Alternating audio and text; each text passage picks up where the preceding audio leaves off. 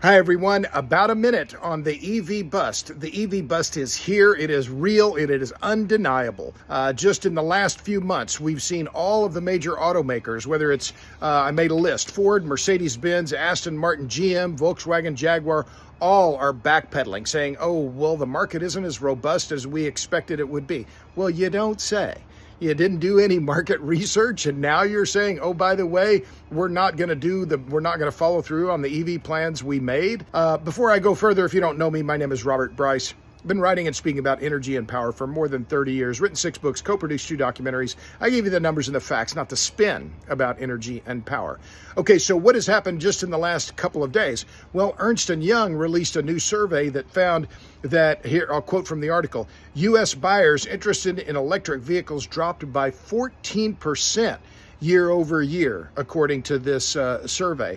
The headline says, hybrid cars are having a moment as Americans fear EVs just aren't reliable. Well, no kidding. I mean, this has been the case for a long time. What happened? This is the first time that the interest in EVs, according to this Ernst Young article, the first time it's dropped since 2020. The number of buyers, or the percentage of buyers interested, fell from 48% last year to 34% this year. Okay, so what about buses, electric vehicle buses? I live here in Austin, Texas. Capital Metro, Cap Metro is the transportation authority here.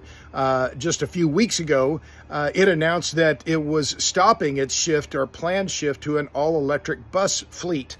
And I'll read from the article. It was in the Austin Monitor. It says, Capital Metro is slamming the brakes on an ambitious goal of transitioning to an all-electric bus fleet, citing problems with the range of battery electric buses.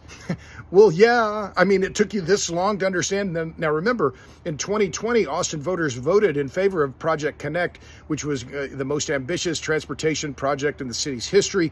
And it included this claim that they were going to shift to all electric buses. But here's the money line. They quote, this article quotes the CEO of Capital Metro. She said, quote, honestly, we thought and hoped the technology would progress a little faster. The biggest downside of a battery electric bus is its range. Again, where is the surprise here? These are supposed to be the transportation professionals. They spent millions here at Cap Metro on these buses, only to find out they didn't have the range that they expected.